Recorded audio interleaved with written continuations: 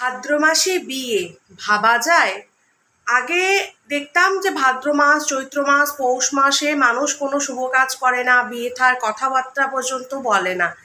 এখন বিয়েটা হয় না, কিন্তু কথাবার্তা সব কিছুই শুরু হয়ে যায়।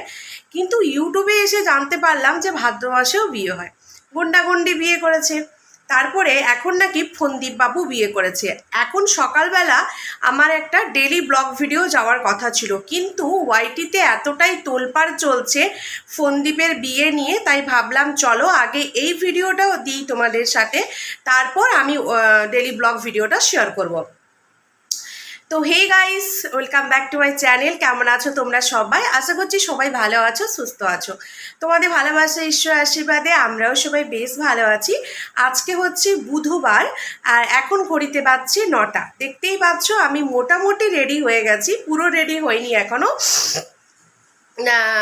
তারপর বেরিয়ে যাব, আর পুরো রেডি হয়ে গেছে। এটা টিপ পরবো, একটু কাজল লাগাবো, বেরিয়ে যাব। কয়েকদিন ধরে তোমাদেরকে বলেছিলাম না ভিডিওতে কীরকম একটা চোখের মধ্যে ইচিং হচ্ছে, ওটা না কেটে গেছে জানো তো। দুদিন গরম জলে স্নান করাতে চোখে একটু জল টল দিয়ে পরিষ্কার করলাম, আর রাত্রিবেলা করে না সর্ষের তেল হাতের মধ্যে ঘষে ঘষে একদম হাতটা গরম হয়ে যেত, আমি চোখের মধ্যে ওপর দিয়ে লাগাতাম। তো দেখছি খুব আরাম পেয়েছে আর ঠিক হয়ে গেছে। এটা মনে হয় ঠান্ডা লাগার জন্যে হয়েছিল। তো যেটা বলছিলাম সেটা বলি, সেটা হচ্ছে যে ফন্দীপ বাবু বিয়ে করেছেন, এবং ফন্দীপ বাবু যাকে বিয়ে করেছেন শুনতে পাচ্ছি একজনের ভিডিও দেখে, একটা দিদিভাইয়ের ভিডিও দেখে, তার বাড়ি নাকি হচ্ছে হাওড়ার দিকে, ঠিক আছে। এবং মেয়েটি নাকি খুব সুন্দরী, খুব আপডেটেড, তার ব্রাউনি চুল। কিন্তু এদিকে আমাদের সোনা দিদিভাই বলছে যে না, মেয়েটি কুৎসিত, মানে ওই যে ফন্দীপের যে ওয়াইফ আছে তার থেকে অনেকটা খারাপ, এটা বলছে। তো আলোচনার বিষয় এখানে রূপ আর রং নিয়ে না, আলোচনার বিষয় এখানে একটা সম্পর্কে তুমি থাকতে থাকতে অন্য সম্পর্কে গেলে কি করে। আমাদের সংবিধানের আইন অনুযায়ী একটা ছেলে বা একটা মেয়ে যতক্ষণ না একটা রিলেশন থেকে বেরোতে পারবে, মানে ডিভোর্স হবে, ততক্ষণ কিন্তু সে অন্য কোনো মেয়েকে বিয়ে করতে পারে না, বা মেয়েদের ক্ষেত্রেও সেম, অন্য কোনো ছেলেকে বিয়ে করতে পারে না। কিন্তু হ্যাঁ, আজকের ডেটে মানুষ অনেক আপডেট হয়ে গেছে, মানুষের মনের থেকে শরীরের খিদে বেশি। সেই জন্য যখন মানুষের এরকম ডিভোর্স কেস চলা শুরু করে বা সেপারেশনে থাকে, তখন তারা তাদের মানসিক শান্তি কম, শারীরিক চাহিদার জন্য কিছুদিন পরেই তারা কিন্তু কোনো একটা রিলেশনেই যায়, এবং যাওয়ার পরে সেটা লুকিয়ে চুপিয়ে চালাতে থাকে, ঠিক আছে।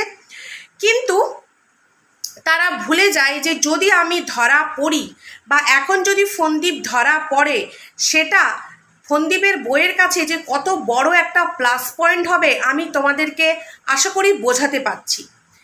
কেন কি, এই যে বাচ্চাটাকে নিতে পারছে না, এত কেস কোর্ট কাচারি এত কিছু করেও বাচ্চাটাকে কিন্তু মা নিতে পারছে না। এখন যদি ওর বউ কোনোভাবে প্রুভ করতে পারে যে ওর বর কাউকে বিয়ে করেছে এবং তার সাথে রয়েছে, তো এটা আইনত অপরাধ, ঠিক আছে। তো সঙ্গে সঙ্গে ও কিন্তু বাচ্চাটার কাস্টাডি পেয়ে যাবে। তো ফন্দীপের বউ মিনা, তোমাকে বলছি তুমি জোর কদমে হেইয়া বলে লেগে পড়ো, পাড়ায় দরকার হয় লোক লাগিয়ে দাও, হ্যাঁ হ্যাঁ, সিবিআই তদন্ত চালাও, তুমি একদম চিরুনি তল্লাশি চালিয়ে এটা বের করো যে যে ঘটনাটা ঘটছে সেটা আদৌ সত্যি না শুধুমাত্র কন্ট্রোভার্সির জন্য ভিউজ কামানোর জন্য এটা হচ্ছে, এটা তুমি খুঁজে বের করো। তবে বন্ধুরা, আমার যতটা মনে হয়, যদি ও কোনো রিলেশনেও যায় ফন্দীপ, ও এত তাড়াতাড়ি বলবে না, বা এখন বলবে না যতক্ষণ না মিনার সাথে সম্পর্কটা শেষ হোক। এই যে বাচ্চাকে দিয়ে মাম্মাম বলানোটা, 5টা প্লেট দেখানো, এটা শুধুমাত্র কন্ট্রোভার্সির জন্য। যারা যে সমস্ত ব্লগাররা বলো বা ক্রিয়েটাররা, যখন একবার আমাদের ভিউজ আপ হয়, তখন আমরা না সেই ভিউজটাকে ধরে রাখার চেষ্টা করি, ঠিক আছে। সেটা আমার ক্ষেত্রে হোক, বা ফন্দীপের ক্ষেত্রে হোক, বা অন্য কারো ক্ষেত্রে হোক। কিন্তু সেটা যখন দেখি 1 লাখের থেকে 50-এ নেমেছে, তখন শুরু হয় নতুন করে কন্ট্রোভার্সি।